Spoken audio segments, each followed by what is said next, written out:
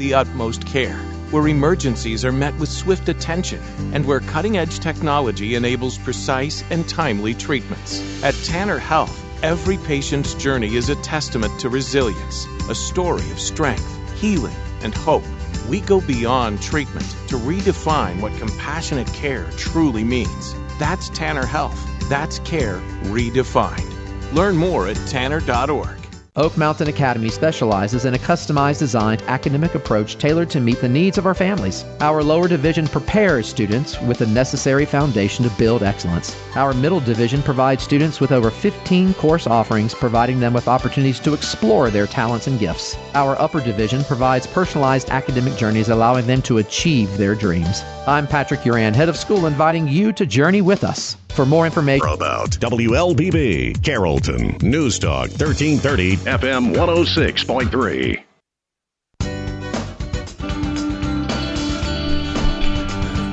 Good morning. Welcome to the Community Voice. I'm Steve Graddick, your host. This is my pollen voice, so bear with me. We're very honored and pleased to have Dr. David Hughes, Senior Pastor of First Baptist Church, Carrollton, in studio. Good morning, sir. Good morning, Steve. It's a pleasure, but let's go through it. Dr. David Hughes accepted the call to the Senior Pastor of First Baptist Church, Carrollton. January 22, he received a Bachelor of Arts in Spanish at Furman University, a Master of Divinity from Erskine in Church Leadership and Administration. Before accepting the call to ministry in 2011, David worked for 6 years for nonprofits in Greenville, South Carolina, Patagonia, Chile.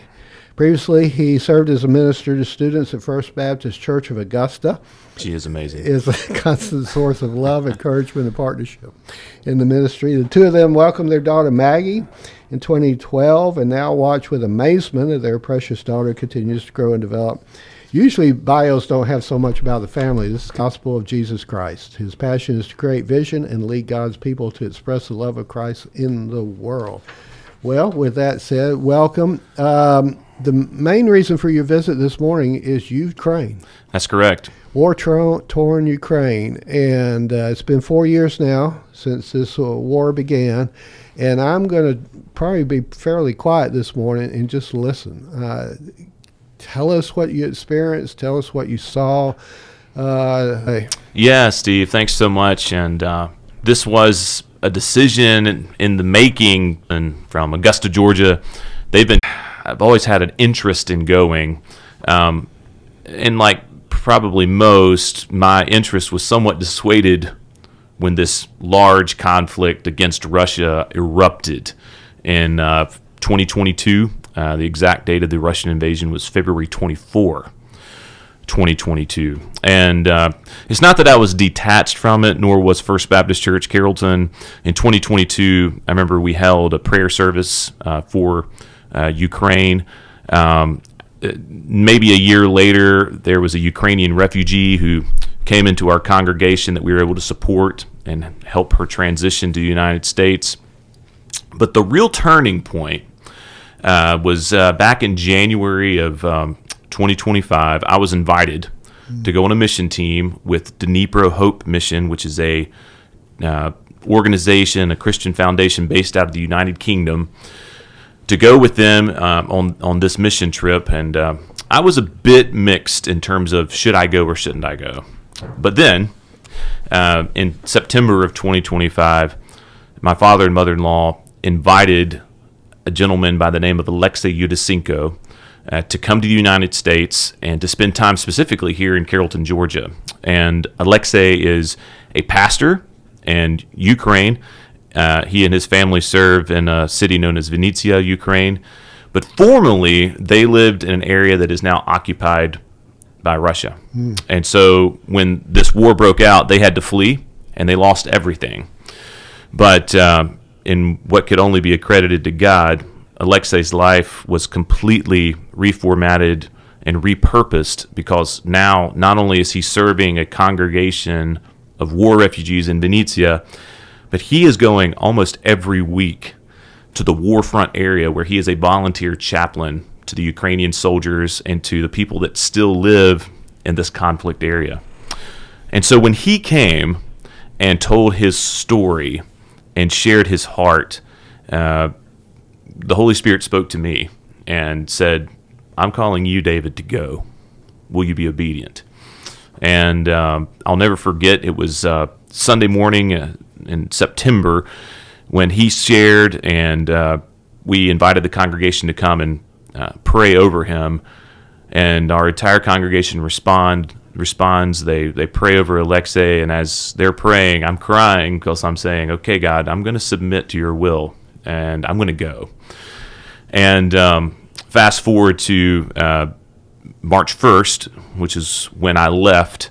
I went and I convened with our team in the Czech Republic. You can't fly into Ukraine these days. It's a no-fly zone because it's a war zone. And then we train from the capital city of the Czech Republic, which is Prague, all the way through Slovakia, and we go to Košice, and that's where we're met by Alexei, who has come to pick us up, and we go across the border from Slovakia into Ukraine, and then that's where the journey begins, and that's where I really started to get insight into this country. You said Alexei lost everything. Everything. That's kind of chilling. It is. But what's beautiful about that, and I'll never forget what he said. He said, in losing everything, my business, my house, my car, I realized what I truly value. And he holds his wife, Yulia, dear to his heart, and his two boys, Mike and Nick. And moreover, he said, I discovered the treasure that God's talking about, that Jesus is talking about in the Sermon on the Mount, and it's people. It's people are the treasure. And so he is not a soldier of the Ukrainian army, but he is a soldier in the army of Jesus Christ, and he is so incredibly duty bound and just will not give up and does everything he can to help those that are in the most dire straits that you can imagine. What's it like for him to minister to wounded soldiers? I don't think I can give enough accuracy to answer that in depth. I see the fatigue on his face. I see the toil it takes on him spiritually, emotionally, physically. When I was there in Ukraine, there was a moment where at a retreat we honored all of the fallen soldiers that were family members or friends or congregation members of pastors and chaplains who were assembled with us.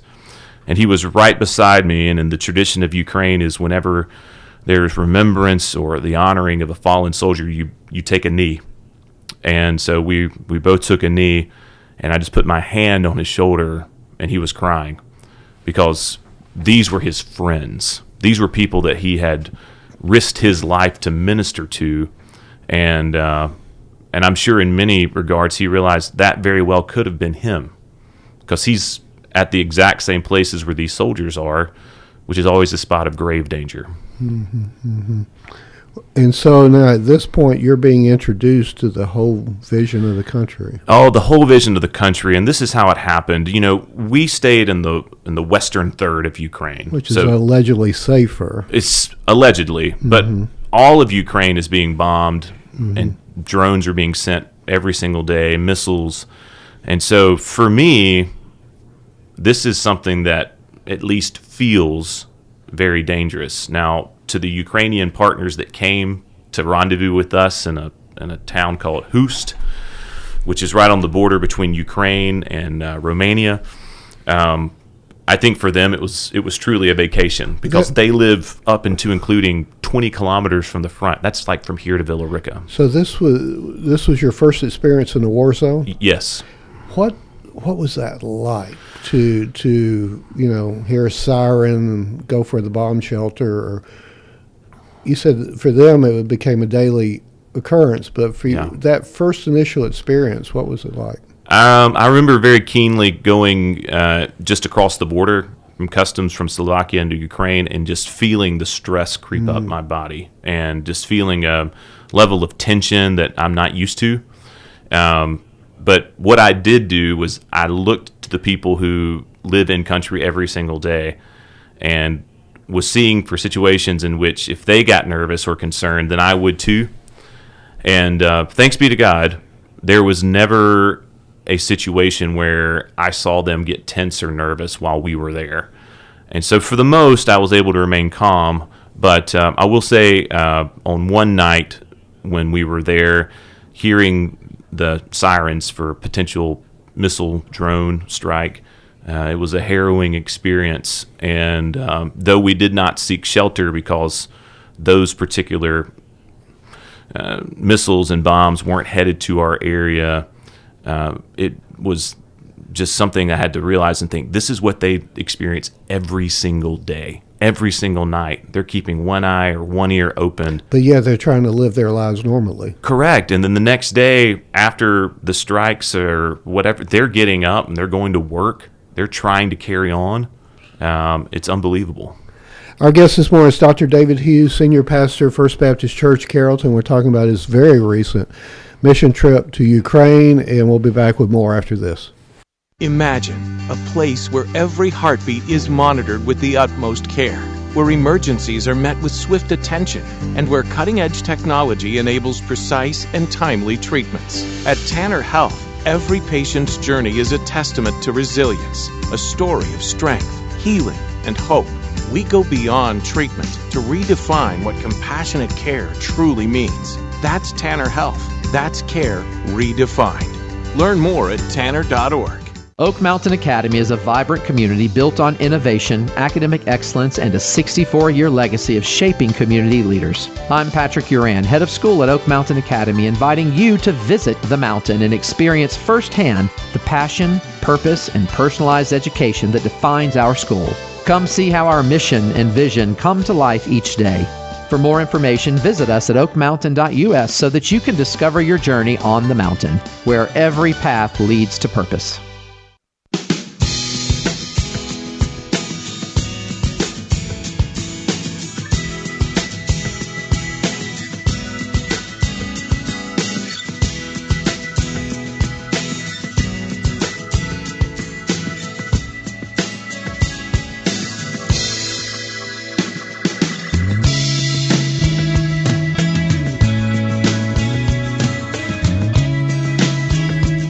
Good morning.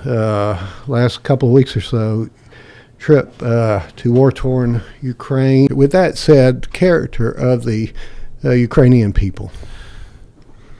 I think the most accurate description I can describe in one word is their warmth. We were welcomed as family.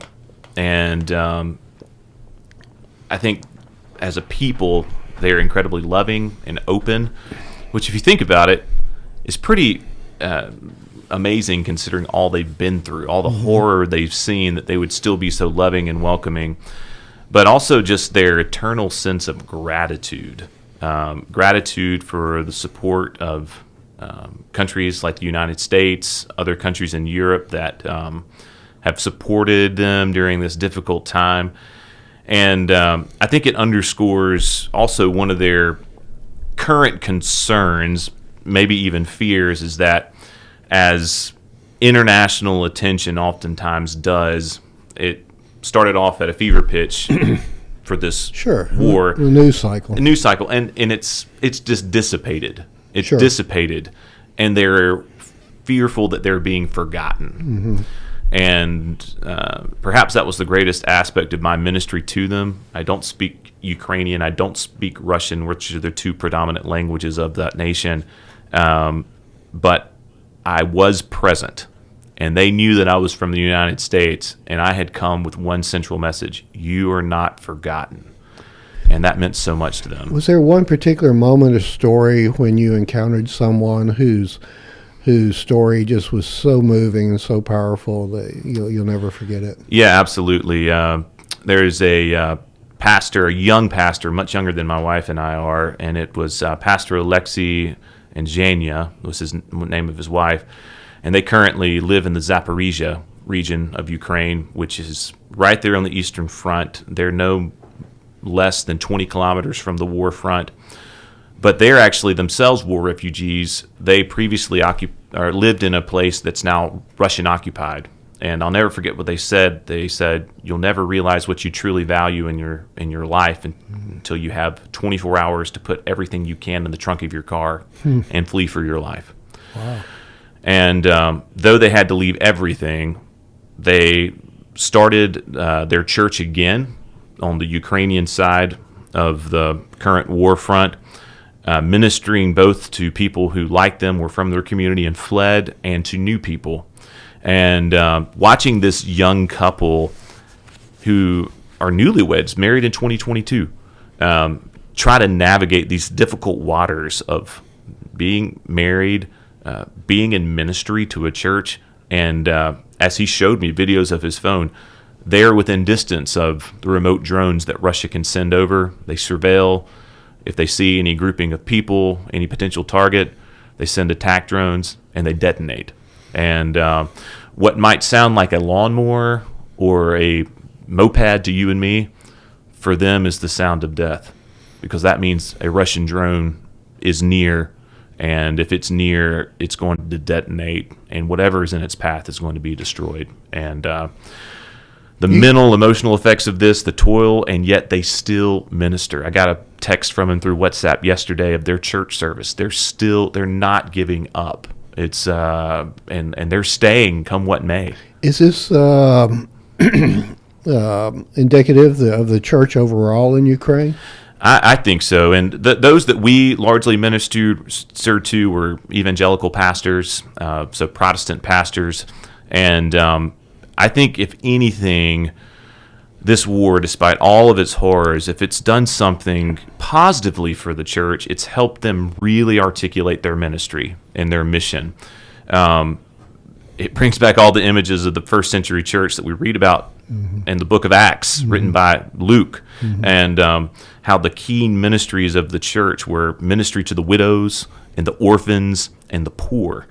And these smaller churches, which are working with scant resources, are doing grief support to widows of fallen soldiers, mothers of fallen soldiers, ministry to orphans, children whose parents have been killed in this war, and feeding people who don't have any means for sustenance, feeding them sometimes 125 meals a day out of their churches. It's just a crazy outpouring of support for their community. And then I read 2 million people have left, or refugees from Ukraine. 7 million people have. 7 million have fled? 7 million. They call it the Ukrainian diaspora, which that definition of that word is something we see in Scripture as well, where affliction, persecution arises against a people, and they, by virtue of fearing for their lives, they flee. And so Ukrainians have fled all throughout Europe, even here into the United States, and many people have to make the difficult decision of who goes and who stays. What pressure is on parents in that kind of situation? You've got these young kids to flee, to leave for their protection. It's an incredible pressure. To stay in Ukraine is a life of uncertainty, but that's also your homeland. That's where your family is. And so I know one Ukrainian pastor we met, his wife and children, they live in the UK. He got a draft deferment due to a back injury, and so he can legally leave Ukraine 3 times a year and go visit them, and he does. But then he's always coming back because he knows his church needs a pastor. And so he's living in balance of saying, my wife and my children, they're safe. My children go to school. I'm happy for them, but I have this responsibility at home. And then the question on everybody's mind, Steve, is when this war is over, will those people come back? Because so many of them reflect the future of Ukraine. 7 million people. Those are the future leaders of this country, the future pastors of this country. And everybody's hopes is that they will. When you were talking about the drones, it sounded just like the Russians are targeting civilians.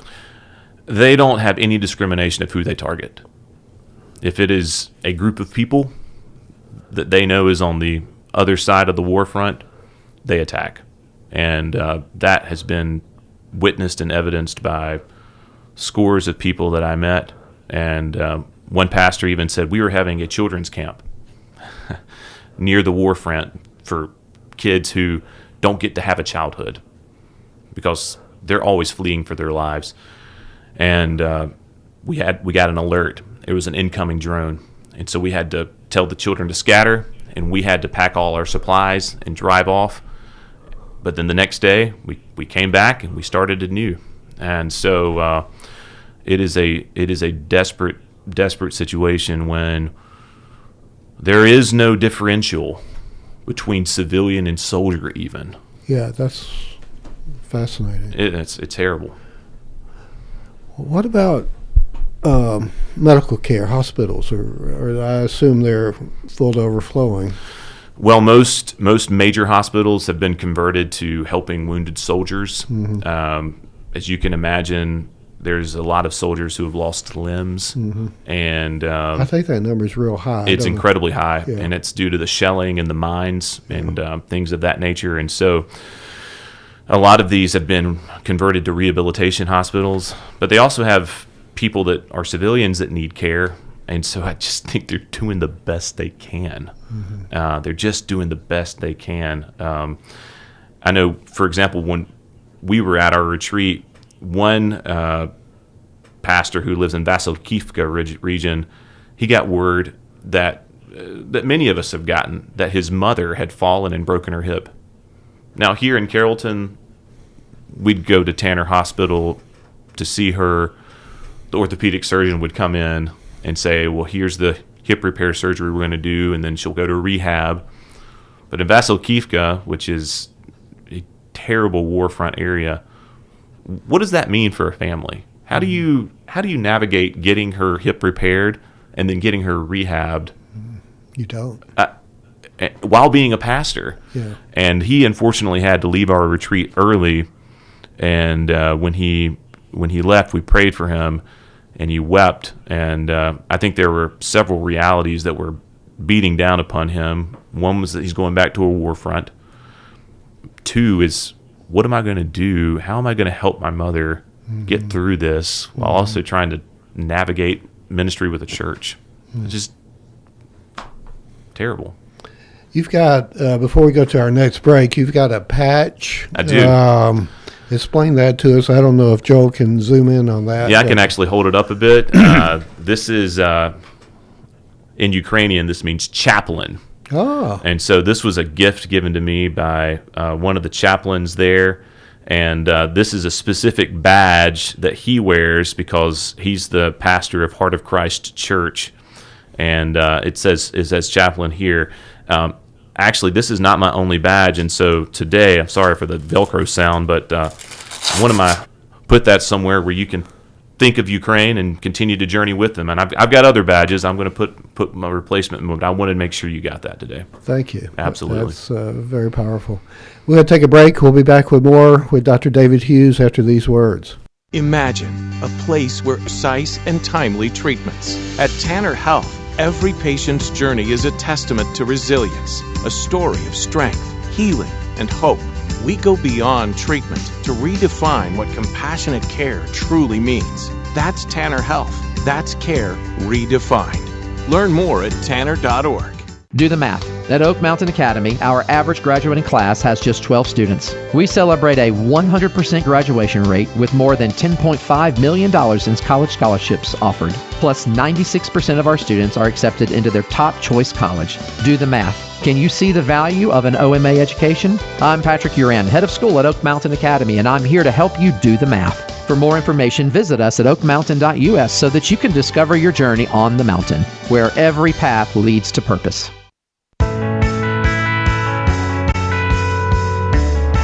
You senior pastor, First Baptist, is it possible you might return one day to Ukraine? I think it's absolutely possible. I don't know when.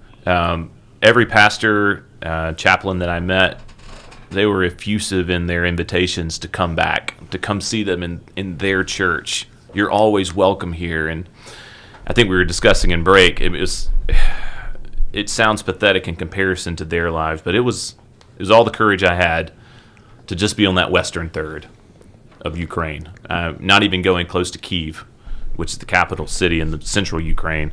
So I'm praying that soon there will be a just peace, and perhaps we could tab those two words, just peace, and come back and talk to them. But talk about them, but just peace, so that in months, years future, not only can I go back, but I can go all the way to their ministry contexts in eastern Ukraine and support them directly where they live, where they serve, day in and day out.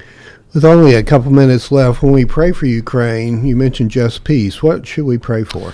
Yeah, just peace is something that I learned a lot about in Ukraine. There's been a lot of talks about peace, but just peace recognizes for Ukraine that there was a clear aggressor in Russia, and that inasmuch as there was a clear aggressor and invading force by Russia, that there needs to be reparations made by Russia.